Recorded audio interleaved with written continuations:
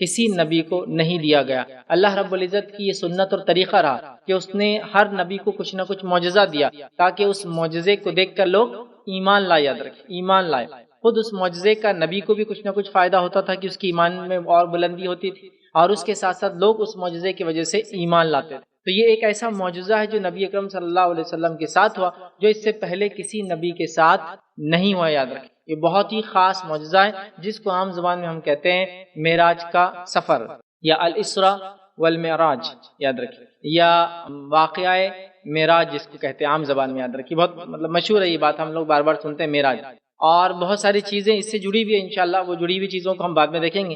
پہلے آج کا ہمارا اصل مقصد ہے کہ یہ واقعہ معراج کیا ہے، یہ معراج کی حقیقت کیا ہے، یہ معراج میں کیا ہوا تھا، یاد رکھیں، وہ میں آپ کے سامنے رکھوں گا۔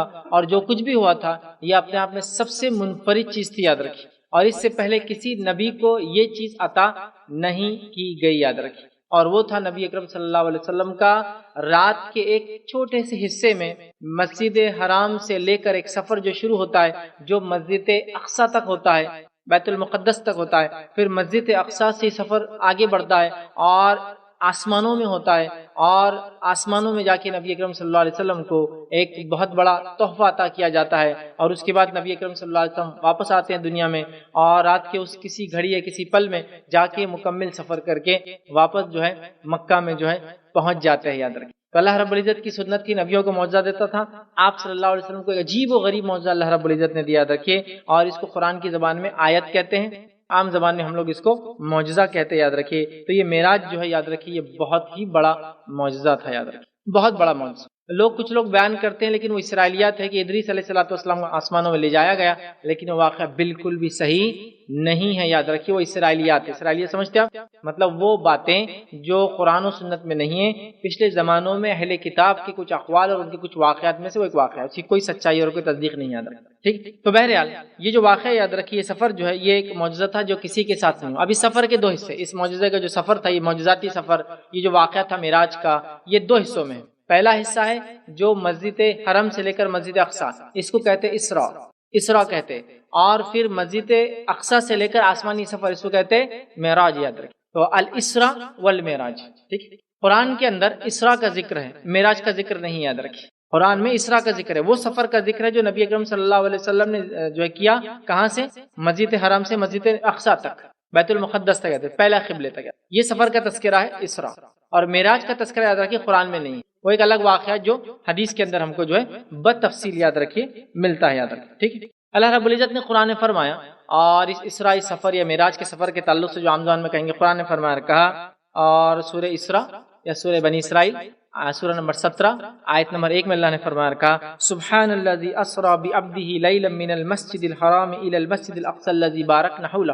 اس کا ترجمہ ہے، پاک ہے، انتہائی پاک اور بابرکت ہے وہ ذات، سبحان اللہ، انتہائی پاک ہے وہ ذات جو لے گیا اپنے بندے کو، یاد رکھیے، رات کے ایک حصے میں مسجد حرام سے مسجد اقصی الذی بارکنا حولہ، اور اس مسجد میں جس کے اطراف اللہ نے برکتیں جو اپنی پھیلا رکھی تھی، یاد رکھیے، الذی بارکنا حولہ لنریہ من آیاتنا، تاکہ اپنے بندے کو وہ اپنی نشانیوں میں سے کچھ نشانیاں دکھائے، اپنی آیتوں میں سے کچھ آیتیں دکھائے، انہ هو السمیع البصیر، اور وہ سننے والا اور دیکھنے والا ہے۔ حالانکہ جو کانٹیکسٹ ہے، جو واقعہ چل رہا ہے، اللہ اپنی پاکیزگی کے بعد ایک واقعہ بیان کر رہا ہے، یہاں اللہ تعالیٰ انہ هو القدیر بھی بیان کر سکتا تھا کہ اللہ تعالیٰ بے شک اس چیز پر قدرت رکھتا ہے، اللہ تعالیٰ بے شک اس چیز پہ قادر ہے، لیکن یہاں الفاظ دیکھیے چناؤ کیا ہے، انہ هو السمیع البصیر، وہ سننے والا اور دیکھنے والا ہے۔ گویا نبی اکرم صلی اللہ علیہ وسلم کو بتایا جا رہا ہے، تمہارا رب تم کو دیکھ رہا ہے، محمد صلی اللہ علیہ وسلم، اس نے تم کو اکیلا نہیں چھوڑا ہے۔ اپنی قدرت کے بارے میں بیان کرنے کے بدلے اللہ نے دیکھنے اور سننے کے بارے میں اپنے بیان کیا۔ کیوں؟ تو یہ جو واقعہ جب ہوا، معراج کا جو واقعہ ہوا، اس کے اگر پس منظر میں ہم جائیں، یاد رکھیے، یہ سفر کے تعلق سے اس کے پس منظر میں اگر ہم جائیں تو یہ واقعہ تب ہوا جب نبی اکرم صلی اللہ علیہ وسلم بہت زیادہ غم میں تھے۔ اس کی وجہ یہ تھی کہ آپ کے دو چہیتے شخصیتیں دنیا میں جن کو آپ سب سے زیادہ چاہتے تھے، وہ دونوں ایک سال میں ایک کے بعد ایک گزر جاتے ہیں، فوت ہو جاتے ہیں، انتقال کر جاتے ہیں۔ پہلے آپ کی چہیتی بیوی خدیجۃ الکبریٰ رضی اللہ عنہا، اور دوسرے آپ کے چچا ابو طالب، دو چہیتی شخصیات، اور ان دونوں کی دنیا سے جانے کی وجہ سے آپ کو ایک تو صدمہ تھا، صدمہ قریبی رشتہ داروں کے کھونے کا، چونکہ ایک آپ کے والد کی حیثیت رکھتے تھے اس لیے کہ آپ کے والد کا انتقال ہو گیا تھا، انہوں نے کفالت کی، اور دوسری آپ کی شریک حیات جو ایسی بیوی تھی جس نے اتنی اطاعت و فرمانبرداری کی، بلکہ پہلی مومنہ تھی، پہلے ایمان لانے والوں میں سے وہ ایک تھی، یاد رکھیں۔ اور اللہ کے رسول کی اتنی شدید محبت تھی کہ ان کی موجودگی میں آپ نے دوسرا نکاح نہیں کیا، یاد رکھیں۔ اور یہ کم بیش آپ کے نکاح میں جو 38 سالہ زندگی اللہ کے رسول کی شادی شدہ، اس میں سے 25 سال آپ کے نکاح میں رہی اکیلے، 25 ایئرس آپ کی پوری شادی شدہ زندگی 38 سال پر ہے، 25 سال میں نکاح کیا، 63 سال میں انتقال ہوا، تو 38 ایئرس آپ نکاح میں رہے، مطلب شادی شدہ زندگی گزاری، 25 سال یہ اکیلی آپ کی بھی۔ اس کے بعد حضرت سعودہ رضی اللہ عنہا سے نکاح کیا، وہ 4 سال اکیلی، 29 سال کی زندگی صرف 2 بیویاں تھے آپ، اور باقی زندگی میں یاد رکھیے آپ کی جو بچی تھی جو کم از 15 سال ہے، باقی نکاح اپنے۔ بہرحال تو یہ 2 کا انتقال ہوگا، اور مشرکین کے اس کو کہیں گے قدم بہت مضبوط ہو گئے تھے، اور مشرکین نے کیا کیا تھا، نبی اکرم صلی اللہ علیہ وسلم کے خلاف جو ہے چالیں چلنا شروع کر دی تھی، یاد رکھیے۔ اور کیسی چالیں وہ چل رہے تھے، اس لیے کہ اب ان کو لگ گیا تھا اب تو صحیح تھی، بیوی کا انتقال ہو گیا، ظاہر سی بات ہے اب رشتہ دار وغیرہ نہیں رہیں گے، اور چچا وغیرہ کے تعلق سے چچا کا بہت بڑا سپورٹ نبی اکرم صلی اللہ علیہ وسلم کو تھا، یاد رکھیے، بے انتہا سپورٹ نبی اکرم صلی اللہ علیہ وسلم کے ان کے چچا کرتے تھے، اور یہ تمام تر چیزیں ہم جانتے ہیں، یاد رکھیے۔ اب ان کو یہ بھی اندازہ تھا کہ یہ سپورٹ جو چچا کا تھا نبی اکرم صلی اللہ علیہ وسلم کے، وہ سپورٹ بھی اب ختم ہو گیا، اور مشرکین بڑے خوش تھے اس معاملے میں کہ اب محمد صلی اللہ علیہ وسلم کے جو ہے سپورٹر جو تھے، جو آپ کے چچا تھے، جس کی وجہ سے مشرکین بڑے دبے ہوئے تھے، اور بہت ساری چیزیں جو کرنا بھی چاہتے تھے لیکن کر نہیں پاتے تھے، اب ذرا ان کے معاملے الگ ہو گئے، اور اللہ کے رسول صلی اللہ علیہ وسلم کی زندگی تنگ کر دی گئی، بہت تنگ کر دی گئی۔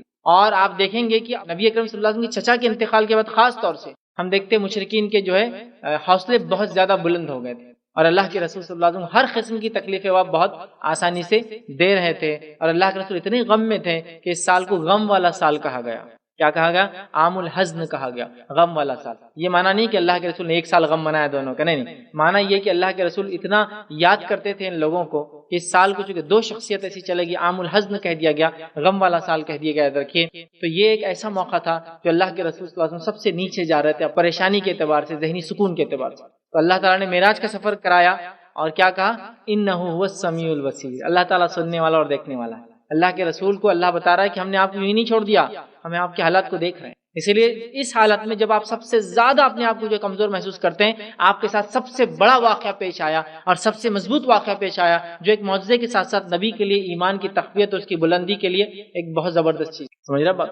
انبیاؤں کو ظاہر سی بات ہے جب ایسے معجزے وہ دیکھتے ہیں تو ان کا ایمان اور بلند ہو جاتا ہے، تو بلندی کے اعتبار سے یاد رکھیے یہ سب سے ایک جسو کہیں گے سب سے بہترین واقعہ آپ کے ساتھ ہوا کہ اللہ رب العزت اے نبی آپ کو سن رہا ہے اور آپ کو دیکھ رہا ہے۔ تو بہرحال تو اللہ کے رسول صلی اللہ علیہ وسلم پس منظر یہ ہے کہ بہت ہی آپ حالات کے اعتبار سے بہت لو جا رہے تھے ایک طرح سے، اور مشرکین کے قدم بڑے مضبوط ہو رہے تھے، اللہ کے رسول کے مذاق اڑانا عام ہو چکا تھا، آپ کو ستانا اور تکلیف دینا عام ہو چکا تھا۔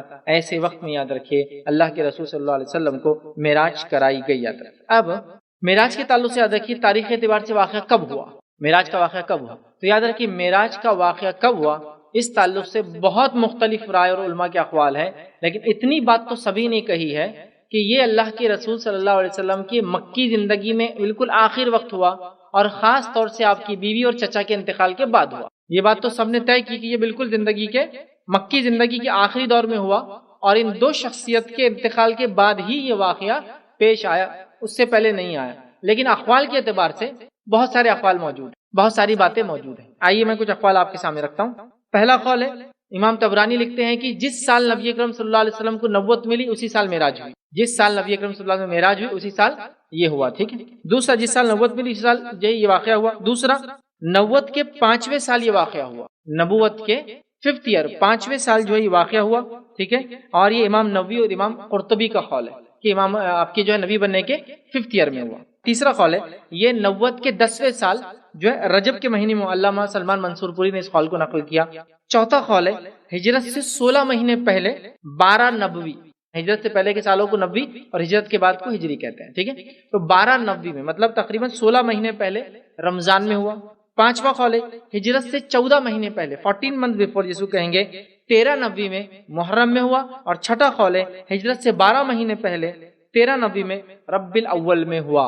کتنے اقوال ہیں؟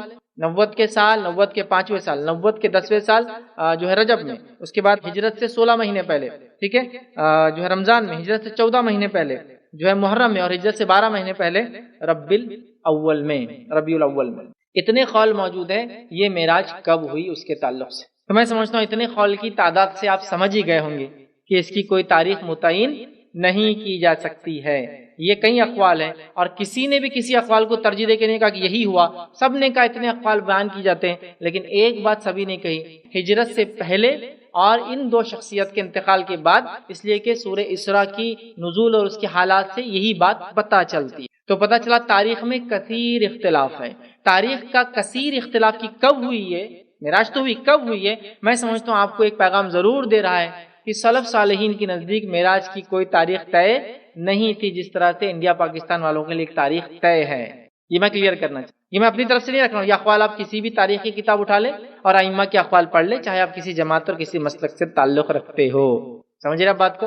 مطلب تاریخ امپورٹنٹ نہیں تھی، واقعہ امپورٹنٹ ہے۔ میں بتانا چاہ رہا ہوں لوگوں نے تاریخ کو پکڑ لیا اور واقعے کو بھول گئے، یا پھر کہیں گے تاریخ کو پکڑ لیا، رات کو پکڑ لیا اور تحفے کو بھول گئے۔ صحابہ نے تحفے کو پکڑ لیا تھا، تاریخ کو بھول گئے۔ اگر صحابہ کے نزدیک رات کے ڈیٹ کی کوئی امپورٹنس ہوتی تو کیا اتنے اقوال موجود ہوتے؟ شب قدر کے تعلق سے میں آپ سے سوال کروں تو کوئی بول سکتا ہے رمضان میں آتی، شعبان میں آتی، رجب میں آتی، ربیع الاول میں آتی، ذی القعدہ میں آتی، ذی الحجہ میں آتی؟ کوئی بول سکتا ہے؟ شب قدر میں بولتے یا بولیں گے رمضان کب، آخری عشرہ کب، تاخراتوں میں سے کوئی ایک رات، بغیر اس کے آپ سوچ سمجھے بولیں گے نا۔ لیکن یہ تو صحابہ کو پتا تھا، بڑی اہم راتیں بتا دی گئی تھی، لیکن معراج کی رات کی کوئی اہمیت نہیں تھی، واقعہ اپنے آپ میں اہم تھا، لیکن اس کی تاریخ اور چونکہ اس کو منانے جیسا کوئی ایونٹ نہیں تھا، لہذا صحابہ وہ تاریخ کو بھول گئے، انہوں نے یاد بھی نہیں رکھنا پسند کیا اس کو۔ اسی وجہ سے اتنے اقوال موجود ہیں اور کسی نے بھی کسی اقوال کو ترجیح نہیں دی کہ میں سمجھتا ہوں یہ، لیکن سب نے کہا آخر دور میں ہجرت سے کچھ زمانہ پہلے یہ واقعہ ہوا، لیکن تاریخ کسی کو بھی یاد نہیں۔ یہ اس کی دلیل ہے کہ واقعے کی اہمیت ہے، تاریخ کی اہمیت نہیں ہے۔ جیسے ہم لوگوں نے تاریخ کی اہمیت کر لی، پھر ایک دن کو پکڑ لیتے ہیں اور اس رات کو کیا کرتے ہیں، شب معراج کی رات منائی جاتی ہے رت جگہ کر کے۔ نہیں، صحابہ سے ثابت ہے۔ اس وجہ سے میں نے کہا پہلے ہم تاریخ دیکھ لیتے ہیں تو اس سے پتہ چل جائے گا کہ اس کی اہمیت کیا ہے، لیکن واقعہ بڑا اہمیت کا حامل ہے۔ چلیے آگے بڑھتے ہیں۔ اب معراج روحانی ہوئی یا جسمانی ہوئی، اس کو بھی ہم تھوڑا سا دیکھ لیتے ہیں پھر آگے بڑھیں گے۔ مطلب معراج جو ہوئی یہ روحانی ہوئی یا جسم کے ساتھ ہوئی؟ تو دیکھیے معراج اگر جسمانی نہیں ہوئی تو پھر معراج رہی نہیں۔ پھر وجہ اس کی یہ ہے کہ روحانی یا خوابوں کے اعتبار سے تو ہر انسان کہیں تک بھی جا سکتا ہے۔ ایک آدمی سو گیا سمجھ لیجیے بالفرض، 2 گھنٹے میں جا کے جناب حج بھی کر کے آ گئے، نیند میں ہوتا ہے نا ایسا، کوئی خواب دیکھ لے انسان، اچھا خواب ہے یہ تمہارا، لیکن ہو سکتا ہے اگر وہ اٹھے نیند میں سے اور آپ بولے، وہ بولتا ارے میں ابھی خواب میں مکہ چلا گیا تھا، تو آپ کیا بولیں گے؟ ارے ہو ہی نہیں سکتا، خواب میں تجھے اچھا مکہ گئے تھے؟ میں تو مکہ بھی گیا تھا ایک بار، مدینہ بھی گیا تھا ایک بار، بیت المقدس بھی گیا تھا ایک بار، اور میں نے تو امریکہ بھی جا کے آ گیا ایک بار، میں تو فلاں بھی کر لیا۔ آپ اتنا بیان کریں گے تو اس میں کوئی تعجب خیز بات ہوگی؟ کوئی بولے کہ میں خواب میں جو ہے مکہ جا کے آ گیا 1 گھنٹے میں ایک نیند کی جھپکی لیا اور مجھے ایسا لگا کہ میں مدینہ جا کے آ گیا، یا میں نے فلاں کیا اور مجھے لگا میں اپنے والدین کے شہر جا کے آ گیا؟ آپ بولیں گے اس میں کیا نئی بات ہے؟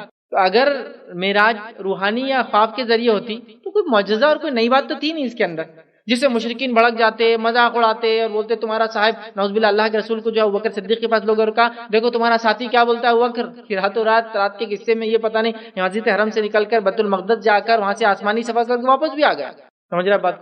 تعجب کی کیا بات تھی؟ جب روحانی معاملہ ہے تو خواب کے اعتبار سے تو انسان چٹکیوں میں کہیں تک ہی پہنچ جا سکتا ہے نہیں ہے؟ تو اس میں تو کوئی خاص بات نہیں کہ اس کو کوئی معجزہ ثابت کرنا چاہے، اس پہ کوئی کسی کا مذاق اڑائے۔ خواب میں تو بھائی کوئی کہیں بھی کتنی دیر میں بھی جا کے آ سکتا ہے۔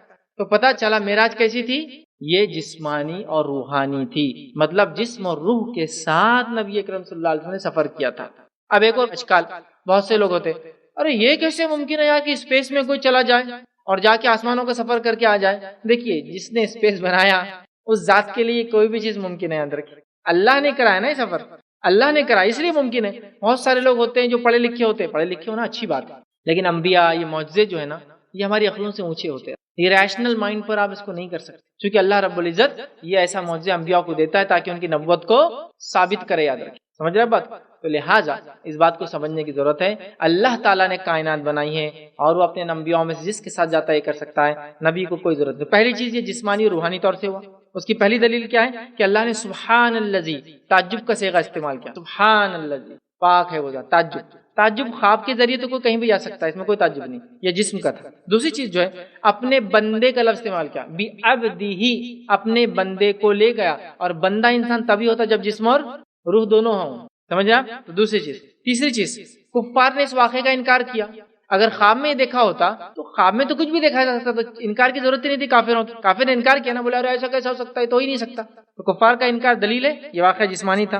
چوتھی چیز یاد رکھیے، بیت المقدس کے تعلق سے کفاروں نے جو سوال کیے اور اللہ کے رسول نے جو جواب دیے، نبی اکرم صلی اللہ علیہ وسلم نے کہا میرے سامنے بیت المقدس کو پیش کیا گیا، اور اللہ کے رسول ہاں یہ ہے، ہاں یہ ہے، یہ بتاتے۔ دیکھیں جب خواب میں کوئی سفر ہوا ہوتا اور اتنی باریکی سے اگر کوئی دوسرا سوال کرتا جو انکار کر رہا ہے، تو اللہ کے رسول نے بول دینا چاہیے تھا میں نے تو خواب دیکھا۔ اور خواب میں چیزیں ایک دم ریئلسٹک نہیں ہوتی ہیں، لیکن ریئلسٹک آپ کو بتایا گیا اور آپ ریئل جواب دے رہے۔ مشرکین نے کہا بیورت تو صحیح ہے، آپ واقعہ جھوٹا بیان کر رہے ہیں لیکن چیزیں سچی بیان کر رہے ہیں اس میں۔ بہرحال انہوں نے اس کو مانا نہیں، لیکن بتایا گیا۔ اگر فزیکلی بتایا جا رہا ہے اور فزیکلی جواب دے رہے ہیں، اس کا مطلب یہ چیز فزیکلی ہوئی تھی، اللہ کے رسول گئے تھے، ورنہ یہ خواب کا معاملہ ہوتا تو آپ مشرکین کے سوال پہ کہہ دیتے بھائی میں نے تو خواب میں دیکھا ہے، اتنا کہ پوچھ رہے تم میں سے ڈیٹیل۔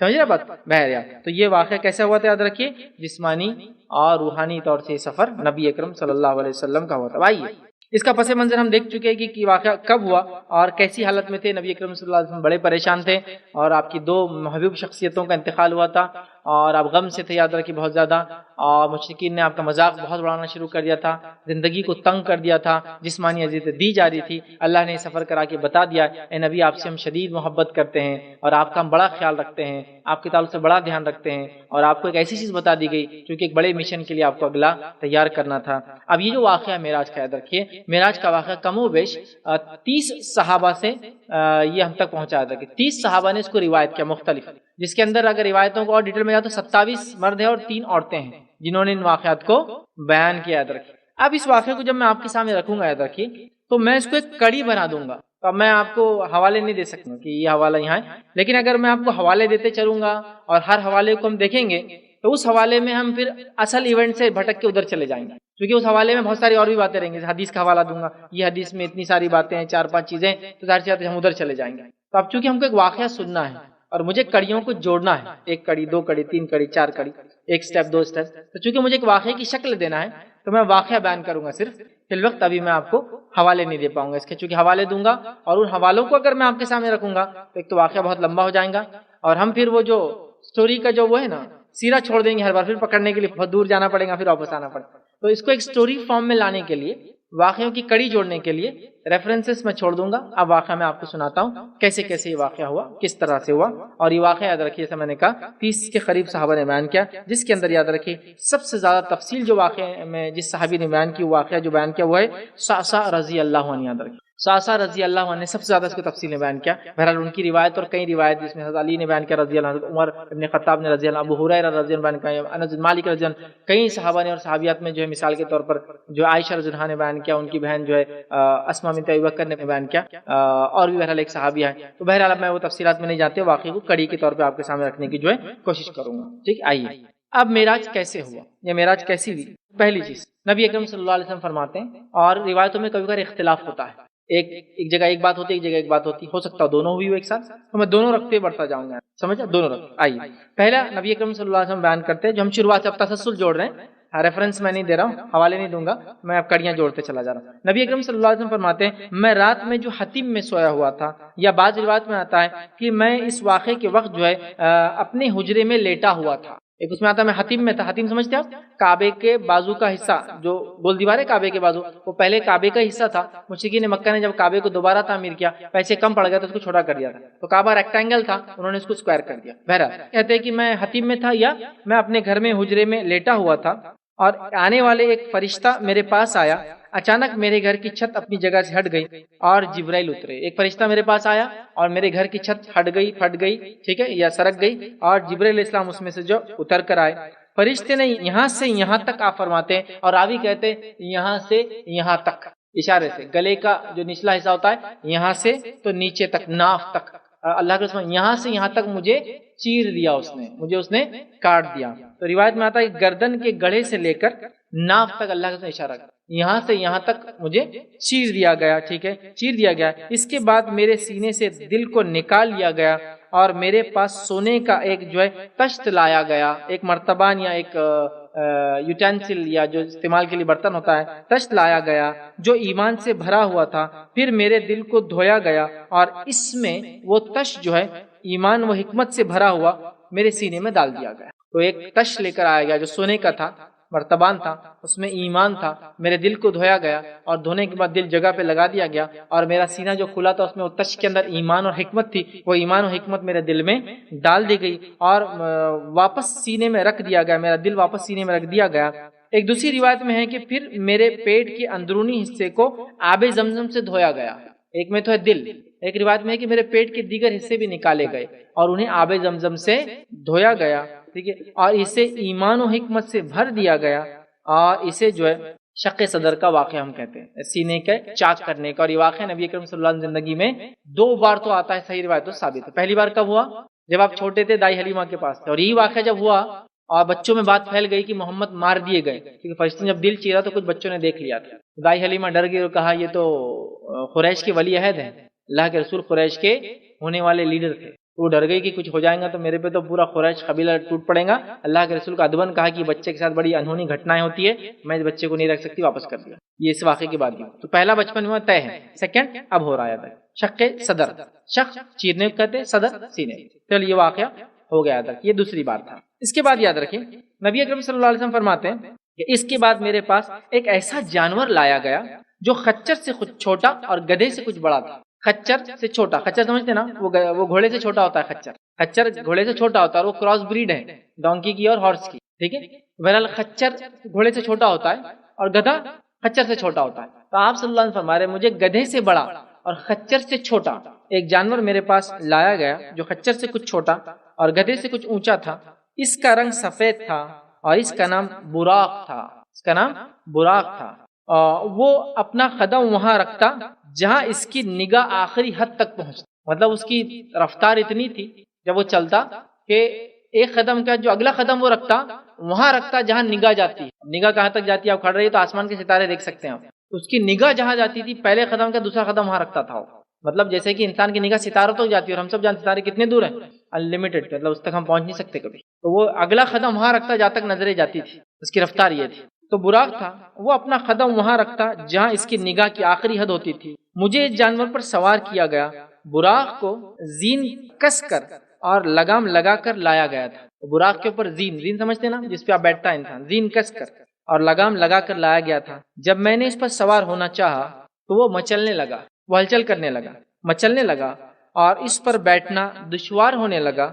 جبرائیل علیہ السلام نے کہا اے براق، تجھ پر اللہ کے یہاں اس شخص سے زیادہ معزز کوئی ہستی آج تک سوار نہیں ہوئی، تجھ پر اللہ کے یہاں، مطلب اللہ نے جو تجھے حکم دیا لوگوں کو سوار کرنے کا، اس شخصیت سے زیادہ اللہ کے نزدیک جو محبوب شخصیت ہے کوئی سوار نہیں۔ یہ سن کر براق پسینہ پسینہ ہو گیا، روایت میں آتا ہے ہو گیا، اور پھر محمد صلی اللہ علیہ وسلم اس پر سوار ہوئے، براق پسینہ پسینہ ہو گیا اور نبی اکرم صلی اللہ علیہ وسلم اس پر سوار ہوئے۔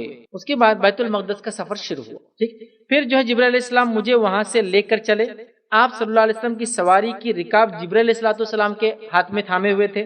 سفر طے کر کے بیت المقدس پہنچے، راستے میں موسیٰ علیہ السلام کی قبر مبارک سے گزر ہوا، اللہ کے رسول صلی اللہ علیہ وسلم کو موسیٰ علیہ السلام کی قبر بتائی گئی، گزر ہوا، جو سرخ ٹیلے کے پاس ہے۔ وہ اپنی قبر میں کھڑے ہوئے صلاۃ ادا کر رہے تھے، نماز پڑھ رہے تھے، ٹھیک۔ اب موسیٰ علیہ السلام کا اپنی قبر میں نماز پڑھنا یہ ایک معجزہ ہے اور یہ غائب سے ہے جو نبی اکرم صلی اللہ علیہ وسلم کو بتایا گیا، لہٰذا کوئی اس واقعے سے لے کر کسی غیر نبی کو یا امتیوں میں سے کسی کو شامل نہ کر دے کہ وہ بھی اپنی قبروں میں نماز پڑھتے، ایسا ثابت نہیں۔ یہ صرف اس جلیل القدر نبی کی خصوصیت ہے، اور ان کی کئی اور بھی خصوصیت آپ سب جانتے ہیں۔ نبی اکرم صلی اللہ علیہ وسلم کے زمانے میں صحابہ اور یہودیوں میں جھگڑا ہو گیا، دونوں بولنے لگے ہمارا نبی افضل، ہمارا نبی افضل۔ نبی اکرم صلی اللہ علیہ وسلم نے فرمایا خاص طور سے موسیٰ علیہ السلام کے بارے میں، کہا کہ میرا اور موسیٰ کا موازنہ مت کیا کرو، کمپیریزن مت کیا کرو، کیونکہ روز قیامت جب سب بے ہوش ہو جائیں گے، لمبے عرصے کوئی زندہ نہیں رہیں گا، ہر چیز ختم ہو جائیں گی، اور اس کے بعد جب اٹھیں گے بے ہوشی سے اور میں سب سے پہلے اٹھوں گا اور اللہ کے عرش کے قریب جاؤں گا تو کیا دیکھوں گا کہ موسیٰ مجھ سے پہلے عرش کو پکڑ کے کھڑے ہیں۔ اب میں یہ نہیں جانتا وہ بے ہوش ہوئے تھے یا مجھ سے پہلے اٹھ گئے، لہذا کمپیئر مت کرو میرے کو اور موسیٰ کو۔ تو موسیٰ علیہ السلام کی بڑی خصوصیت ہے، ان میں سے یہ بھی ایک خصوصیت ہے، تو کوئی غیر نبی کو یہ خصوصیت نہ دے، یہ میں کلیئر کرنا چاہتا، ورنہ لوگ لیتے دیکھو موسیٰ پڑھ رہے تھے تو ہمارے فلاں بھی پڑھ رہے تھے، یہ نبی ہے پہلے اور جس کو کہیں گے بہت مقام رکھتے اللہ کے پاس یاد، اور ان کی امت ہماری امت کیا سب سے بڑی ہے۔ پھر بہرحال چلیے، تو آپ صلاۃ پڑھ رہے تھے، نماز پڑھ رہے تھے، بیت المقدس یا بیت المقدس سے باہر ایک پتھر کے ایک حلقے میں، ٹھیک ہے، ایک حلقے میں جبرائیل علیہ السلام نے براق کو باندھ دیا، یہ وہی حلقہ تھا جس سے انبیاء کرام اپنی سواریاں باندھا کرتے. مطلب پتہ چلا بیت المقدس میں بہت نبی آئے، بہت نبیوں نے وہاں اس کی زیارت کی، اور براق کو وہیں باندھا گیا جہاں انبیاء اپنے سواری کے جانور باندھا کرتے تھے. جیسا کہ ہم جانتے ہیں انبیاءوں کی جمع ہونے کی جگہ، یا بہت سارے انبیاء ایک اور جگہ جمع ہوئے تھے، وہ ہے مسجد خیف، جو کہ آپ مینا کے اندر مسجد خیف بول کے آپ اگر جائیں گے حج کو تو جب دیکھنے کو ملے گا. مسجد خیف کے تعلق سے فضیلت ہے کہ اس میں 70 نبیوں نے نماز پڑھی. تو ایسی کچھ جگہ ہیں جہاں بہت انبیاء آئے ہیں، تو مسجد خیف بھی اس میں سے ایک ہے. تو بہرحال لیکن اس میں مسجد خیف میں نماز پڑھنے کی یا خیف میں کوئی خاص فضیلت نہیں یاد رکھے، لیکن وہاں اتنے نبیوں نے نماز پڑھی ہے. مطلب وہ بھی حج کو آئے تھے تو مینا میں رکے تھے تو نمازیں پڑھی. تو ویسے مسجد اقصی میں کافی نبی وہاں اس کے اطراف آئے، اس میں برکتیں انبیاء کے آنے کی وجہ سے یاد رکھی پھیلی ہوئی ہے، اور وہاں وہ سواریاں باندھتے تھے تو براق کو وہاں باندھ دیا گیا. ٹھیک. اس کے بعد بیت المقدس میں داخل ہوئے اور 2 رکعت نماز پڑھی. نبی اکرم صلی اللہ علیہ وسلم 2 رکعت نماز ادا کی. ٹھیک. 2 رکعت نماز پڑھنے کے بعد روایت میں آتا ہے دوسری، پھر روایت کا اگلا حصہ یہ ہے، پھر اللہ کے نبی صلی اللہ علیہ وسلم کو جو ہے پیاس لگی. آپ نے پیاس میں جب پیاس لگی تو اللہ کے رسول آپ کے سامنے 2 پیالے پیش کیے گئے. ایک پیالے میں دودھ تھا اور دوسرے پیالے میں جو ہے شراب تھی. محمد صلی اللہ علیہ وسلم نے دودھ کا پیالہ منتخب کیا اور اسے پی لیا. جبرائیل علیہ السلام نے کہا الحمد للہ الذی ہداک لفطرتی لو اخذت الخمر غوت امتک. جبرائیل علیہ السلام نے کہا الحمدللہ، آپ نے بالکل فطری عمل کیا کہ دودھ پیا. اگر آپ شراب پی لیتے تو آپ کی امت گمراہ ہو جاتی. اب کوئی سوال کریں گا اس میں کیا خاص بات تھی کہ دودھ اور شراب دی گئی اور آپ نے دودھ پیا؟ اس میں کیا خاص بات تھی؟ سب کو معلوم شراب حرام ہے، لیکن واقعہ کب کا ہے؟ شراب حرام ہونے سے پہلے کا ہے. شراب تو حرام مدینے میں ہوئی نا، مکہ میں تو حلال تھی. مکہ میں بھی لوگ پیتے تھے، مدینہ میں بھی کتنے دن تک پیتے رہے نا. اس کے بعد مدینے کے اندر شراب حرام ہوئی ایک لمبے عرصے کے بعد. ابھی شراب حرام نہیں ہوئی تھی، تب بھی اللہ کے رسول نے فطری عمل کو چنا اور دودھ کو پیا. کہا الحمدللہ، آپ نے فطری کام کیا، فطرت میں سے یاد رکھیے.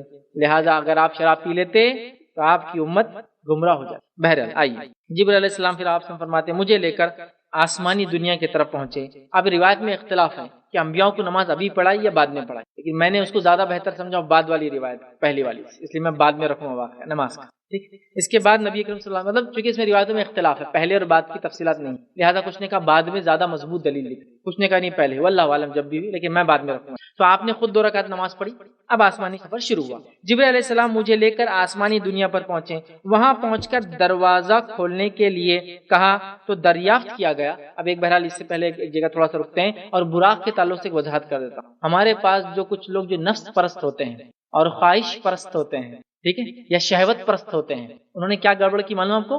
براق کا ایک شیپ دے دیا، وائٹ کلر کا گھوڑا، اس کو 2 پر، اور شہوت پرست میں نے کیوں کہا معلوم؟ اس کو ایک عورت کا چہرہ، یہ شہوت پرستی کی علامت ہے، یاد رکھیں. عورت کا چہرہ دے دیا. آپ دیکھیے ایک عورت کے چہرے والا گھوڑا وائٹ لوگوں کے گھروں میں لگا ہوتا ہے، اس کے اطراف میں فلاں فلاں لکھا. براق حدیث میں واضح الفاظ ہے، گدھے سے تھوڑا بڑا، خچر سے تھوڑا چھوٹا. اب کون سے گدھے اور خچر کو اپنی عورت کی صورت لگی ہوئی دیکھی؟ نہیں، بتائیے یہ پاسبل. اس لیے میں نفس پرست کہا لوگوں نے. یہ نفس پرستی جو انسان کو برباد کرتا ہے، اور یہ تو شہوت پرستی ہے کہ ایک عورت کا چہرہ آپ نے لگا دیا اس کو، اور اس کی تصویریں گھر میں لگا کے لوگ سمجھتے بڑا مقدس ہے. یہ سب چھوڑنا ہوگا ہم کو، یاد رکھیں. اللہ کے رسول صلی اللہ علیہ وسلم کو صرف سواری کرائے گی، اسی کو فضیلت بھی نہیں بتائے گی، اور یہ آپ عورت کا چہرہ لگا دے رہے اس کو، نعوذ باللہ. ٹھیک ہے. بہرحال چلیے اب جبرائیل علیہ الصلوۃ والسلام مجھے لے کر آسمانی دنیا پر پہنچے. وہاں پہنچ کر دروازہ کھولنے کے لیے کہا تو دریافت کیا گیا آپ کون ہیں؟ انہوں نے جواب دیا میں جبرائیل ہوں. پتہ چلا آسمانوں کے دروازے بند ہوتے ہیں اور آسمانوں کو دروازے، اس کو پار نہیں کیا جا سکتا تھا. لیکن آسمان تک کوئی پہنچ ہی نہیں سکتا دنیا میں سوائے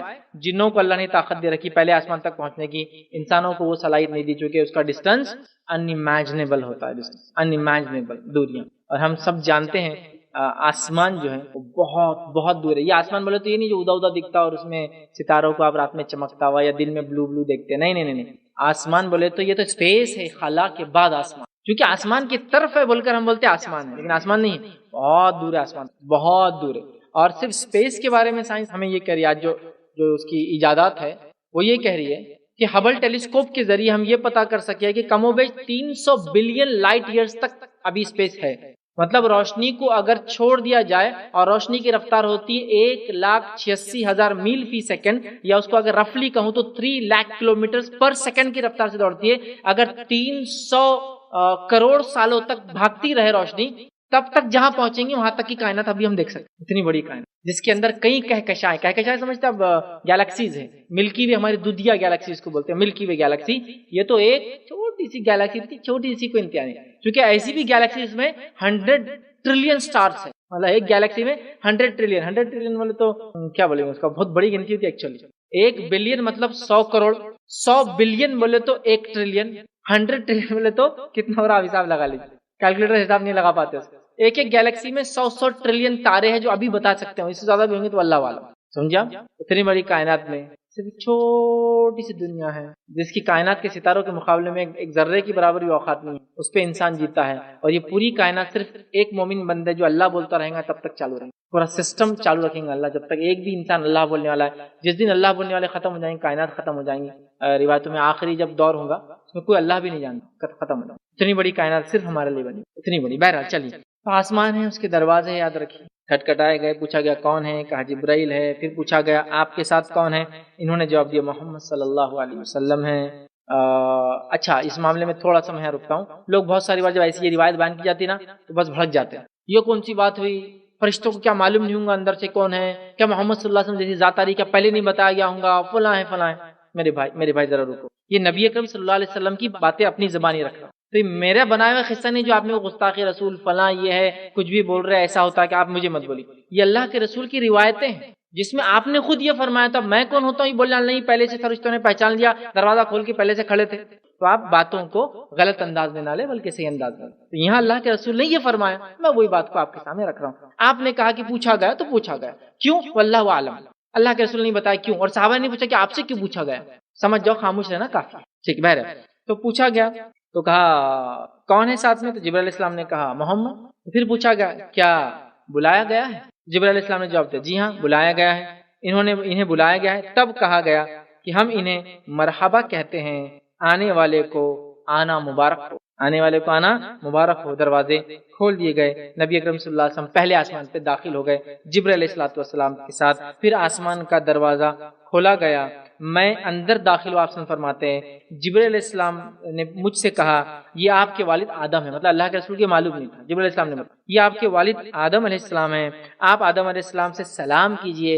نبی اکرم صلی اللہ علیہ وسلم وہاں گئے, ان کو سلام کیا, انہوں نے سلام کیا. آدم علیہ السلام نے میرے سلام کا آپ صلی اللہ علیہ وسلم فرماتے جواب دیا اور فرمایا نیک بیٹے اور نیک پیغمبر کو خوش آمدید.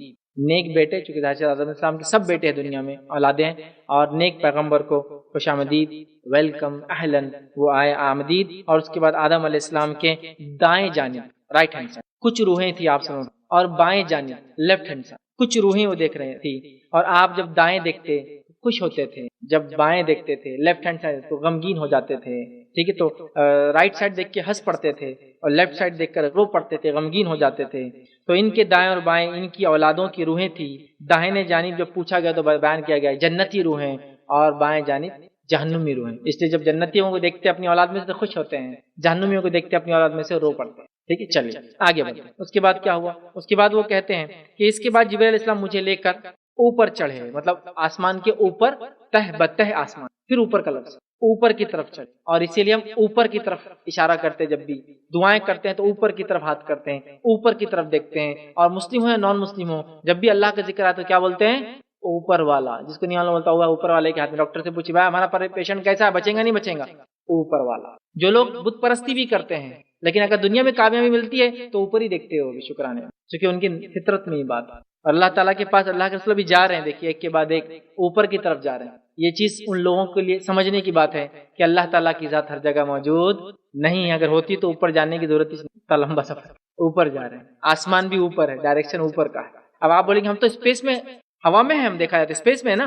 یہ اوپر نیچے کی تمیز تو دنیا پہ زمین پہ کھڑے تھے, لیکن اسپیس میں تو ہم ہوا میں ایک طرح سے. تو بہرحال اسپیس میں بھی ہے تو اوپر کا اشارہ کریں. اس کے جبرائیل علیہ السلام مجھے لے کے اوپر چڑھے, یہاں تک کہ دوسرا آسمان, مطلب بہت ڈسٹینس ہے دونوں کے بیچ میں, دوسرے آسمان پہ آئے اور اس کا دروازہ کھولنے کے لیے کہا. تو دریافت کیا گیا کون ہے, انہوں نے جواب دیا میں جبرائیل ہوں. پھر پوچھا گیا ساتھ میں آپ کے کون ہیں, تو انہوں نے جواب دیا محمد صلی اللہ علیہ وسلم. پھر پوچھا گیا کیا ان کو بلایا گیا تھا, جبرائیل علیہ السلام نے فرمایا جی بلایا گیا تھا. تب کہا گیا ہم انہیں مرحبا کہتے ہیں اور آنے والے کو آنا مبارک ہو. فرشتوں نے ویلکم کیا. اس کے بعد دروازہ کھول دیا گیا. میں جب اندر داخل ہوا تو میرے سامنے یحییٰ ابن زکریا اور عیسیٰ ابن مریم، دو نبی موجود تھے، دو لوگ مطلب تھے، اللہ کے رسول نے پوچھا تو بتا دیا گیا کون ہے، جو آپس میں خالہ زاد بھائی ہیں، عیسیٰ علیہ السلام اور یحییٰ علیہ السلام، یاد ہے کہ رشتے میں خالہ زاد بھائی ہیں، عیسیٰ علیہ السلام، زکریا علیہ السلام خالو تھے، یاد رکھیں عیسیٰ علیہ السلام کی، لیکن کچھ روایتوں میں کہ ان کی والدہ کے خالو تھے، اور دونوں بات صحیح ہوتی ہے چونکہ عربی زبان کے اندر الفاظ اسی طرح سے ادا ہوتے ہیں، بہرحال تو دونوں خالہ زاد بھائی یہ بتایا گیا۔ اس کے بعد جو ہے وہاں پر جبرائیل علیہ السلام نے مجھ سے کہا کہ یحییٰ اور عیسیٰ ہیں علیہ السلام، آپ انہیں سلام کیجئے۔ میں نے ان دونوں کو سلام کیا تو دونوں نے میرے سلام کا جواب دیا، پھر ان دونوں نے کہا ہم لوگ اپنے نیک بھائی اور نیک نبی کو خوش آمدید کہتے ہیں۔ اب انہوں نے بھائی کا لفظ استعمال کیا، آدم علیہ السلام نے بیٹے کا لفظ استعمال کیا، نیک بھائی اور نیک نبی کو خوش آمدید ویلکم کرتے ہیں۔ پھر اس کے بعد جبرائیل علیہ السلام اللہ کے رسول لے کر چلے، پھر آسمان اوپر کی طرف چڑھے، پھر تیسرے آسمان میں پہنچے، پھر دروازہ کھٹکھٹایا گیا، پھر پوچھا گیا کون ہے تو کہا جبرائیل ہے، ساتھ میں کون ہے تو کہا محمد صلی اللہ علیہ وسلم، کہا بلایا گیا تھا، ہاں بلایا گیا تھا، پھر کہا خوش آمدید مرحبا، آنے والے کو آنا مبارک ہو، ویلکم کیا گیا، اندر لیا گیا۔ اس کے بعد جو ہے وہاں اللہ کے رسول صلی اللہ علیہ وسلم نے ایک شخصیت کو دیکھا، پھر آپ نے جبرائیل علیہ السلام سے پوچھا یہ کون ہے، آپ کو بتایا گیا کہ آپ یوسف علیہ السلام ہیں۔ اس کے بعد جبرائیل علیہ السلام نے کہا کہ یوسف ہے، اے محمد صلی اللہ علیہ وسلم ان کو سلام کیجئے، تو یوسف علیہ السلام کو نبی اکرم صلی اللہ علیہ وسلم نے سلام کیا، انہوں نے جواب دیا، پھر کہا نیک بھائی اور نیک نبی کو آنا خوش آمدید مرحبا، ویلکم آئے ہو، جو اللہ کے رسول صلی اللہ علیہ وسلم فرما رہے یوسف علیہ السلام وہ شخص ہیں جنہیں اللہ تعالیٰ نے دنیا کا آدھا حسن عطا کیا تھا، آدھا حسن، ہاف دا بیوٹی ان کو ملی تھی دنیا میں۔ دنیا کی خوبصورتی کو اگر دو حصوں میں تقسیم کیا جائے تو ایک یوسف کی اور باقی پوری دنیا کی، سمجھ رہا؟ اتنے زیادہ خوبصورت تھے، یاد رکھیں اتنے زیادہ خوبصورت تھے، اسی وجہ سے وہ عزیز مصر اتنے بڑے مقام پہ ہونے کے بعد بھی یوسف علیہ السلام غلام تھے، یاد رکھیے، مطلب آزاد تھے لیکن غلام بنا کے بیچے جا رہے تھے، غلام بنا کے لائے گئے تھے۔ یہ بات عزیز مصر نے اپنے بیٹے جیسا پالا تھا، لیکن عزیز مصر کی بیوی نے غلام پہ بھی اپنی نظریں ڈال دی کیونکہ آپ شخصیت ایسے، اور جب اس پہ الزام لگا اور بات پھیل گئی، وہ بھاگی پیچھے، یوسف علیہ السلام بھاگنے لگے، اب جب وہ دروازے سے باہر نکلے تو عزیز مصر سامنے کھڑا تھا، پبلک بھی کھڑی تھی، اس کی گارڈ وغیرہ، بات پھیل گئی بڑے بڑے لوگوں میں، مالدار لوگوں میں،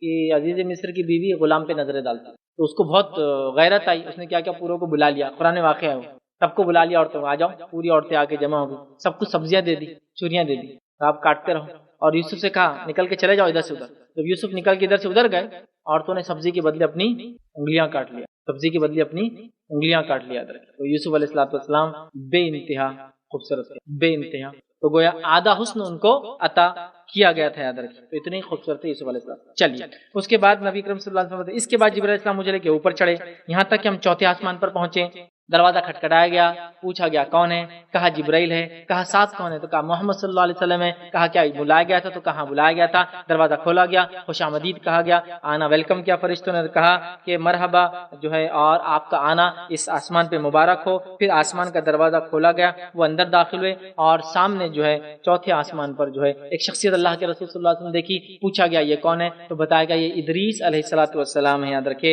اور اللہ کے رسول سے جبرائیل علیہ السلام نے کہا آپ ان کو سلام کیجئے، نبی اکرم صلی اللہ علیہ وسلم نے سلام کیا تو انہوں نے میرے سلام کا جواب دیا اور کہا نیک بھائی اور نیک نبی کو مرحبا، نیک بھائی اور نیک نبی کو مرحبا۔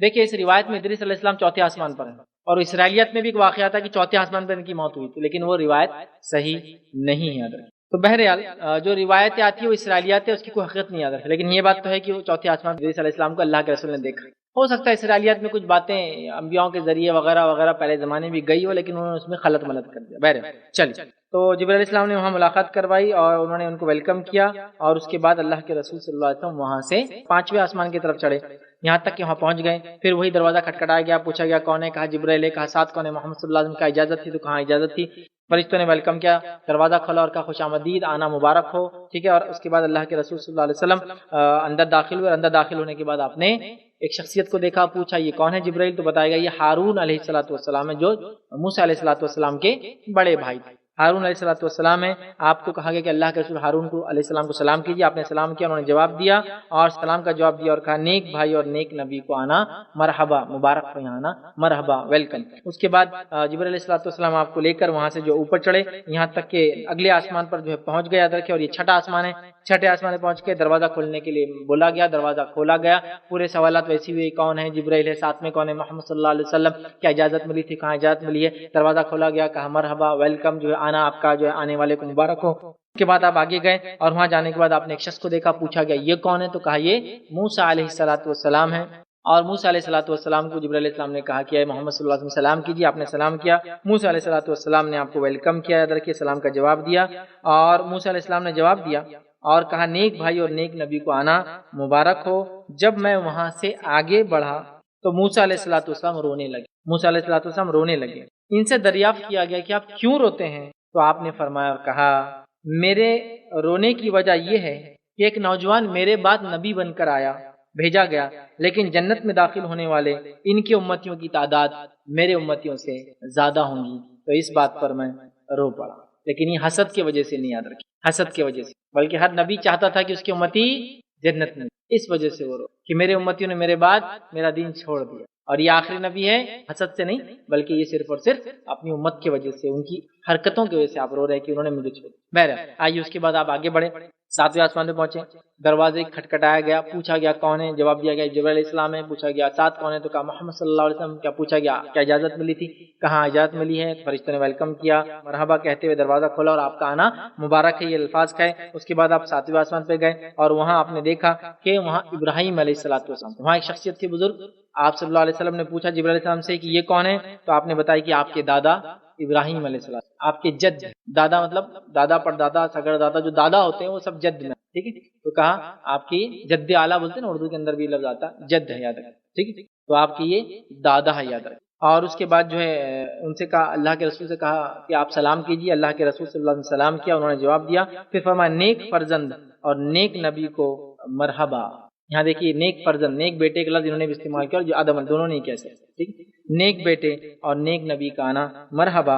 وہاں آپ نے ابراہیم علیہ السلام کو بیت المعمور پر ٹیک لگائے بیٹھے۔ اب موسیٰ علیہ السلام اور ابراہیم علیہ السلام یہ دو تھوڑا الگ کام کر رہے تھے۔ ابراہیم علیہ السلام 7ویں آسمان پہ تھے، اور بیت المعمور یاد رکھیے یہ 7ویں آسمان پہ ایک ویسے ہی گھر ہے جیسا کعبہ دنیا میں، کعبہ جیسا دنیا میں وہ ہے، اور اللہ کے رسول فرماتے ہیں کعبہ کے ڈائریکشن میں یہ 7ویں آسمان پہ یہ بھی ہے، بالکل جیسا کعبہ دنیا میں یہ آسمان، سمجھ رہا، کعبہ دنیا میں ہے اور یہ آسمان پہ بیت المعمور، یاد رکھیں بیت المعمور، اور ابراہیم علیہ السلام اس کو ٹیک لگا کر بیت المعمور پہ فرشتے طواف کرتے یاد رکھیں، اور ایک وقت میں 70,000 فرشتے وہاں ہوتے، لیکن حدیث میں آتا ہے ایک مرتبہ طواف کر کے وہ گزر جاتے ہیں، جب اس سے 70,000 فرشتے ایک وقت میں، تو اگلی بار قیامت تک ان کا دوبارہ چانس نہیں، مطلب فرشتوں کی تعداد اتنی زیادہ ہے، یاد رکھیں ایک ہی بار ان کو موقع ملتا ہے بیت المعمور پہ آنے کا۔ اور بیت المعمور جو ہے کیسا ہے معلوم آپ کو، طواف کرنے کے بعد فرشتے اس میں داخل ہوتے ہیں، اور بہرحال بیت المعمور پہ فرشتے اندر جاتے ہیں، 70,000 ایک وقت میں عبادت کرتے، اگلی بار چانس نہیں۔ اس کے بعد جو ہے ابراہیم علیہ السلام کے پاس سے اللہ کے رسول آگے بڑھنے لگے، تو ابراہیم علیہ السلام نے ایک نصیحت کی اور فرمایا، پھر ابراہیم علیہ السلام نے فرمایا اے محمد صلی اللہ علیہ وسلم، آپ اپنی امت کو میرا سلام پہنچائیں۔ تو اس سے امت محمدیہ کی فضیلت پتہ چلتی ہے کہ ابراہیم علیہ السلام نے سلام بھیجا اس امت کے لیے، اللہ کے رسول اپنی امت کو جو ہے سلام پہنچائیے اور انہیں بتلائیے کہ جنت کی مٹی بہت پاکیزہ ہے اور پانی بہت شیرین ہے، لیکن وہ چٹیل میدان ہے، ان کو اس میں پودے لگانا ہے، مطلب اس کو تیار آپ کو کرنا ہے، اس کا گارڈن، اس میں ان کو پودے لگانا ہے، اور جنت کے پودے سبحان اللہ، الحمدللہ، لا الہ الا اللہ، اللہ اکبر، لا حول ولا قوت الا باللہ، یہ جنت کے پودے ہے، یاد رکھیں۔ جو ان کو پڑھیں گا ہر لفظ کے ایک پڑھنے پر کتنے پودے لگیں گے، ایک پودا لگ جائیں گا، میرے 5 لگ گئے اب تک، بہرحال ٹھیک۔ ابراہیم علیہ السلام نے کہا کہ وہ چٹیل ہے، یہ 5 الفاظ کو کثرت سے پڑھو، اس میں پھر پودے لگتے چلے جائیں گے، یاد رکھیں، ٹھیک۔ آگے آئیے، اس کے بعد نبی اکرم صلی اللہ علیہ وسلم آگے بڑھے، 7واں آسمان یہ لاسٹ ہے، یاد رکھیے، 7ویں آسمان سے آپ آگے بڑھے اور سدرۃ المنتہا پہنچ گئے۔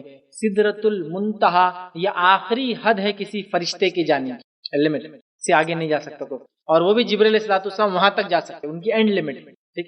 اس کے بعد جو ہے سدرۃ المنتہا تک لے جایا گیا۔ یہاں آپ صلی اللہ علیہ وسلم نے جبرائیل علیہ السلام کو ان کے اصلی شکل میں دیکھا، اور یہ سیکنڈ ٹائم ہی دیکھا آپ نے، صرف 2 بار اصلی شکل میں، 2 ٹائم، ایک بار پہلی بار حدیث میں آتا ہے زمین سے آسمان تک سب بھر گیا تھا ان کی وجہ سے، سیکنڈ ٹائم تھا جو ریئل فیس، ورنہ ہمیشہ وہ انسانی شکل میں آتے تھے، میں نے ان کو اصلی شکل میں دیکھا، آپ فرماتے ہیں سبز خوبصورت باریک ریشمی جوڑے میں دیکھا، سبز گرین خوبصورت باریک ریشمی، یاد ہے کہ ریشم دنیا میں مردوں کو پہننا حرام ہے، جنت میں ریشم سب پہنیں گے، تو جبرائیل علیہ السلام کا لباس سبز ریشم باریک لباس آپ پہنے ہوئے تھے، یاد ہے کہ جوڑے میں دیکھا۔ ان کے 600 سے زیادہ پر تھے، 600 سے زیادہ پر تھے، اور یا بازو تھے، روایت میں آتا بازو یا پر، جو بھی ہے بازو یا پر تھے، اور ان کے پروں کے اندر سے جو ہے در اور یاقوت، ہیرے اور موتی جھڑ رہے تھے جب وہ ہلتے ادھر سے، ہیرے موتی جھڑ کر نیچے گر جاتے ہیں. اتنے مطلب ایسا ہوتا ہے نا ایک خوبصورت پرندہ پر ہلایا تو اس کے کچھ خوبصورت پر گر جاتے ہیں، لوگ اٹھا کے رکھتے ہیں. تو بہرحال ان کے پروں میں سے ہیرے جواہرات ہوتے ہیں اور بہت طاقتور ہوتے فرشتے. یاد رکھیے خاص طور سے جبرائیل علیہ السلام جب قیامت ہوں گی تو اللہ کے حکم سے یا جو لوگوں کو بستیوں کو جب پلٹنا ہوتا تھا تو یہ صرف ایک پر کو ہلاتے تھے تو بستی کی بستی اور ہر چیز پلٹ جاتی ہے. اتنے طاقتور ہے. بہرحال میں اس لیے کہہ رہا ہوں کہ بہت سارے لوگ جبرائیل علیہ السلام کے نام سے پتہ نہیں کیا کیا واقعہ بنا دیتے کہ جبرائیل علیہ السلام کو کسی عام آدمی نے پکڑ لیا تو کوئی جو ہے ان سے کام کروا دے رہا تو کوئی ان سے پتہ نہیں کیا کیا کر رہا. یہ ایسی شخصیت نہیں ہے، بہت بڑے فرشتے ہیں اور عام لوگوں کے پاس نہیں آتے. ایسے انبیاؤں کے لیے خاص ہے. ہوتا ہے نا جیسا کہ بڑے بڑے ڈگنیٹریز یا بڑے بڑے لوگ جو دوسرے ملک کے کسی ملک آتے ہیں تو کچھ خاص لوگ ہی ان کو ریسیو کر سکتے ہیں، ہر آدمی کا نہیں رہتا ہے معاملہ. ویسی شخصیت ہے جبرائیل السلام کی، انبیاؤں کے پاس جاتے ہیں صرف وہی لے کر. بہرحال چلیے تو اصلی شکل میں دیکھا اور جن کے 600 زیادہ بازو تھے اور ان کے بازوؤں سے در و یاقوت، یہ پتھر کے نام ہے یاد رکھیے، وہ جھڑ رہے تھے، ہیرے موتی بولیے ہم جھڑ رہے تھے. پھر اس پر عجیب سما طاری ہو گیا. اس درخت کے پھل مقام ہجر کے مٹکوں کے مانند تھے. تو وہ جو سدر تھا، سدرۃ المنتہا، سدر ایک جھاڑ کا نام ہے، منتہا وہ انتہا تھی جبرائیل علیہ السلام کی، اس لیے سدرۃ المنتہا فرشتے کی جبرائیل السلام کی آخری حد تھی وہ یاد رکھیے. اور سدر کہتے ہیں بیر کو، بیری کے جھاڑ کو. وہ سدر کا جھاڑ وہاں تھا جنت میں، بیری کا جھاڑ جنت کے جھاڑوں میں سے ایک جھاڑ. سدر کا جھاڑ تھا، بیری کا جھاڑ تھا اور اس کا ایک ایک پھل جو ہے اللہ کے رسول ہجر کے مٹکے، ہجر ایک مقام ہے وہاں مٹکے بنتے تھے، ہجر کے مٹکوں کے مانند، اتنے بڑے بڑے اس کو پھل تھے مانند. اور اس کے پتے ہاتھی کے کان جیسے تھے. یاد رکھیے جبرائیل علیہ السلام نے بتایا یہ سدرۃ المنتہا ہے. وہاں 4 نہریں بھی تھی، 2 نہریں باطنی، 2 نہریں ظاہری تھی. جب میں نے دریافت کیا جبرائیل یہ کیا ہے، انہوں نے فرمایا یہ 2 باطنی نہریں جنت کی نہریں ہیں، جنت میں جاتی ہیں نہر، پانی، دودھ، شہد، جنت میں جانے والی.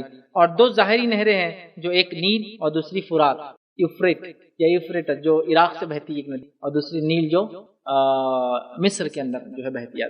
2 ظاہری ندیاں یہ ہیں اور 2 باطنی ندیاں جو جنت میں جاتی ہیں. آپ کو مزید اوپر لے جایا گیا، یہاں قلم کی چرچراہٹ سنائی دے رہی تھی. یاد رکھیے پھر جو ہے میرے سامنے بیت المعمور کو پیش کیا گیا. ٹھیک ہے، اس کے بعد ایک برتن میں شراب، ایک برتن میں دودھ اور ایک برتن میں شہد لایا گیا. تو میں نے دودھ کو لے لیا. جبرائیل علیہ السلام نے کہا یہ فطرت ہے جس پر آپ اور آپ کی امت ہے، مطلب آپ حلال چیز کو لیتے ہیں اور فطری چیز ہے دودھ پینا. یاد رکھیے. اس کے بعد یاد رکھیے پھر نبی اکرم صلی اللہ علیہ وسلم جبرائیل علیہ السلام وہاں رک گئے. اللہ کے رسول صلی اللہ علیہ وسلم آگے بڑھے جہاں اللہ رب العزت سے آپ کی ملاقات ہوئی، لیکن آپ نے اللہ تعالیٰ کو دیکھا نہیں، اس بات کو یاد. ٹھیک. تو بہرحال اس کے بعد پھر اس کے بعد مجھ پر ہر دن 50 وقت کی نمازیں فرض کی گئی. اس فرض صلات کے ساتھ جب میں واپس آیا اور موسیٰ علیہ السلام کے پاس پہنچا، مطلب چھٹے آسمان، تو موسیٰ علیہ السلام نے مجھے کہا کہ اے محمد صلی اللہ علیہ وسلم میرا بڑا تجربہ ہے قوم کے تعلق سے، تمہاری قوم جو ہے 50 نمازیں نہیں پڑھ سکتی چونکہ 50 نمازیں فرض کی گئی. میری قوم پہ تو 3 ہی تھی، وہ 3 نہیں پڑھ پائی. 50 more. آپ واپس جائیے، اللہ سے گزارش کیجیے. موسیٰ علیہ السلام کی تجویز پر نبی اکرم صلی اللہ علیہ وسلم واپس گئے اور اللہ کے پاس حضور میں گئے اور تخفیف کی دعا کی. اللہ تعالیٰ نے تخفیف کر کے 10 معاف کی. پھر واپس آئے، پھر پوچھا کتنی ہوئی، تو کہا 40. تو کہا پھر واپس جاؤ، پھر اللہ تعالیٰ سے تخفیف کرو. اللہ کے رسول صلی اللہ علیہ وسلم پھر پیچھے گئے، پھر 10 کم ہوئی. ایک روایت کے اندر 5 کم ہونے کے لفظ ہے اور ایک روایت میں 10 کم ہونے کے لفظ. بہرحال جو بھی، تو 10 کم ہوئی، پھر 10 کم ہوئی، پھر 10 کم ہوئی. پھر وہ آتے رہے، موسیٰ علیہ السلام کہتے رہے جاؤ واپس، پھر وہ جاتے رہے، پھر آتے رہے. جب اس کے بعد ہو گیا، چوتھی بار آئے تو کہا جائیے اللہ کو کہیے اتنی نمازیں نہیں ہوں گی آپ کی قوم سے. اللہ کے رسول صلی اللہ علیہ وسلم واپس گئے، پھر آئے، پھر موسیٰ علیہ السلام نے کہا کہ کتنی ہوئی، تو کہا 5 ہو گئی. تو کہا رہے 5 بھی بہت زیادہ ہے، نہیں ہوں گی، میری امت کو تو 3 نہیں ہوئی تھی. آپ پھر واپس جائیے. نبی اکرم صلی اللہ علیہ وسلم نے کہا اب مجھے حیا آتی ہے، شرم آتی ہے. کتنے بار جا کے پہلی بار گئے 10، دوسری بار گئے 10، تیسری بار گئے 10، چوتھی بار گئے 10، تو 40 تو آلریڈی ہو گئی. پھر 5ویں بار گئے تو 5 کم ہوئی، 5 بار جا کے آ گئے، 45 نمازیں کم ہو گئی. اور مجھے حیا آتی ہے، مجھے شرم آتی ہے کہ میں پھر جاؤں اور کروں. اور 5 وقت کی صلات کا حکم ملا. پھر واپس میں جب موسیٰ علیہ السلام کے پاس سے گزرا تو انہوں نے دریافت کیا کہ کیا حکم ملا ہے. میں نے بتایا کہ روزانہ کی 5 وقت کی صلات کا حکم ملا ہے. انہوں نے کہا کہ آپ کی امت روزانہ 5 وقت کی صلاتوں کی بھی طاقت نہیں رکھتی ہے. میں نے آپ سے پہلے لوگوں کے تجربے کیے ہیں اور بنی اسرائیل کی جو ہے اصلاح و تبدیلی کی انتھک کوشش کی تھی میں نے، پھر بھی وہ نہیں پڑھتے تھے 3 وقت کی نماز. آپ واپس جا کر اپنی امت کے لیے مزید تخفیف کی جو گزارش کیجیے. تو اللہ کے رسول صلی اللہ علیہ وسلم نے فرمایا کہ بار بار جاتے اور تخفیف کا سوال کرتے، مجھے اب شرم محسوس ہوتی ہے، اب میں اس حکم پر راضی ہوں اور سر تسلیم خم کر کے اس بات کو قبول کرتا ہوں 5 نمازوں کو. اس کے بعد جو ہے نبی اکرم صلی اللہ علیہ وسلم نے فرمایا جب میں وہاں سے آگے بڑھا تو ایک اعلان کرنے والے نے اعلان کیا کہ میں نے اپنا فریضہ نافذ کر دیا اور اپنے بندوں پر تخفیف بھی کر دی. صلاۃ تو 5 وقت کی ہے لیکن ثواب 50 کا ہی دوں گا. اور اسی لیے جو ہے ایک نیکی کا اجر اس امت میں 10 کے برابر ہو جاتا ہے. اور یہ بات ہم جانتے ہیں. جیسے کہ کوئی رمضان کے روزے رکھ لے تو کتنے ہوئے؟ 1 مہینے کے 30 روزے. اس کے شوال کے 6 روزے رکھ لے تو کتنے ہوئے ٹوٹل روزے؟ 36. تو گویا اس نے اس کو اجر کتنا ملتا ہے؟ جیسے کہ پورے سال اس نے روزے رکھے. 36 × 10 کر دیے 360 ڈیز ہو جاتا ہے. 5 نمازیں پڑھو 50 کا ثواب، 36 روزے رکھو 360 کا ثواب. تو پتہ چلا 10 ٹائمز اللہ نیکیوں کو منیمم بڑھا ہی دیتا ہے. ٹھیک ہے بہرحال. تو کہا کہ نمازیں تو جو حکم تھا وہی ہے 50 کا، تخفیف بھی کی گئی لیکن اجر باقی رہا. اجر 50 کا 50 باقی رہا 5 پڑھنے کے بعد. تو اس امت کو 5 نمازوں کا ثواب جو ہے 50 کے برابر ملیں گے. یاد رکھیے. اس کے بعد جو ہے معراج میں 3 تحفے نبی اکرم صلی اللہ علیہ وسلم کو ملے. عام طور سے ہم 1 یا 2 جانتے ہیں لیکن 3 تحفے آپ کو کل ملے. پہلا تحفہ معراج کا کیا تھا؟ وہ 5 وقت کی فرض نماز. یہ معراج کا پہلا تحفہ. معراج کا دوسرا تحفہ کیا تھا؟ نبی اکرم صلی اللہ علیہ وسلم کو سورۃ البقرہ کی آخری 2 آیتیں دی گئی. آمن الرسول بما انزل الیہ من ربہ والمؤمنون کل آمن باللہ. اس سے آگے کی جو اس کی بات کی آیت سمجھ رہے آپ؟ تو یہ 2 آیتیں، آیت نمبر 285 اور 286 اللہ کے رسول کو دی گئی. اور ان دونوں آیتوں کی بہت بہت زیادہ فضیلت ہے، بے انتہا فضیلت ہے. لہٰذا ان 2 آیتوں کو ہم یاد کر لیں، باہر یاد رکھ. چلیے بے انتہا فضیلت ہے. تو یہ 2 آیتیں ملی. پہلا تحفہ نماز، دوسرا 2 آیتیں. تیسرا ایک اور تحفہ ملا. اور تیسرا عظیم تحفہ یہ کیا گیا کہ اس امت کا جو شخص شرک نہیں کرے گا اس کے کبیرہ گناہ اللہ معاف کر دیں گا. یہ تیسرا تحفہ. اس امت کا کوئی شخص اگر شرک نہیں کرے گا تو اس کے کبیرہ گناہ معاف کر دیے جائیں. لیکن آپ کو بتا دوں، واضح کر دوں، معافی کے اللہ تعالیٰ کے کئی طریقے. ان میں سے ایک طریقہ یہ کہ اللہ تعالیٰ سیدھے معاف کر دیتا ہے. دوسرا طریقہ یہ ہے جہنم کی سزا دے کر معاف. تو کوئی نہ سمجھے شرک جو نہیں کرے گا اس کے گناہ کبیرہ معاف ہو جائیں گے تو اس کا مطلب کبیرہ گناہ کرنے کا لائسنس مل گیا اپنے کو، توحید پہ ہو جاؤ کبیرہ گناہ کرتے رہو. نہیں، معافی کے کئی ذریعے یاد رکھیے. تو یہ سزا بھگت کے آنا بھی ایک ذریعہ ہے. اور روایتوں واضح ہے کہ کچھ لوگ جہنم میں جل کے آئیں گے. آخری انسان جو جہنم سے آئیں گا اس کا واقعہ ہم جانتے ہیں. ظاہر سے شرک نہیں کیا ہوں گا تبھی تو بچ کے آئے نا، یہ بھی تو معافی کا ذریعہ. لیکن اللہ تعالیٰ جو شرک نہیں کرے گا کبیرہ گناہ انشاءاللہ اس کے بخش دیں گا. یہ 3 تحفے معراج میں نبی اکرم صلی اللہ علیہ وسلم کو دیے گئے. آئیے اس کے بعد نبی اکرم صلی اللہ علیہ وسلم فرماتے ہیں مجھے جنت اور جہنم کی سیر کرائی گئی. اور پھر آپ نے جنت اور جہنم کی سیر فرمائی. جنت کی کنکریاں جو ہے موتی ہیں اور اس کی زمین خالص مشک کی بنی ہے. مشک سمجھتے آپ؟ مشک جو ایک ہرن کے اندر سے نکلنے والا حصہ ہوتا ہے، اس کے اندر جو ہے پاؤڈر جیسا ہوتا ہے جو خوشبو کے اعتبار سے سب سے زیادہ خوشبو والی چیز دنیا میں مانی جاتی ہے جو نیچرل ہرن ہوتا ہے. خاص مسک ڈیئر بولتے ہیں اسے.